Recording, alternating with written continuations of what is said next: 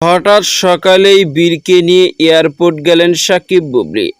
Viewers, বিস্তারিত জানতে চ্যানেলটি সাবস্ক্রাইব করে সম্পূর্ণ ভিডিওটি দেখতে থাকুন। সুপ্রিয় দর্শক, বেশ কিছুদিন ধরে সুপারস্টার সাকিব খান ও শবনম ইয়াসমিন বুবলি আলাদা আলাদাভাবে নিজেদেরকে অনেকটাই আড়ালে রেখেছে সোশ্যাল মিডিয়ায় থেকে। কেননা আগে মাঝে মধ্যেই সিনেমার কাজের পাশাপাশি ব্যক্তিগত ইস্যু নিয়ে সোশ্যাল মিডিয়ায় একের পর এক আলোচনার মধ্যে থাকতেন তারা, কিন্তু বর্তমানে কোনো আলোচনার মধ্যে নেই তারা। কিন্তু এরই মধ্যে হুট করে সামাজিক যোগাযোগের মাধ্যমে একটি ফটো ঘুরপাক খাচ্ছে, যে ফটোতে দেখা যাচ্ছে সুপারস্টার শাকিব খান, শবনম ইয়াসমিন বুবলি ও শেহজাদ খান বীর তিনজনে মিলে একটি লাগেজ নিয়ে এয়ারপোর্টে ক্যামেরা বন্দী হয়েছেন তারা। আর এই ফটোটি দেখে স্পষ্ট বোঝা যাচ্ছে যে যেহেতু সকালবেলা এই ছবিটি সোশ্যাল মিডিয়ায় ঘুরপাক খাচ্ছে, সেহেতু ভক্তদের মন্তব্য রয়েছে সকালে বীরকে নিয়ে এয়ারপোর্টে গেছেন সাকিব। তবে এয়ারপোর্ট থেকে কোথায় যাবে এই বিষয়টি এখন পর্যন্ত জানা যায়নি। আর এই ফটোটি বর্তমানে সোশ্যাল মিডিয়ায়।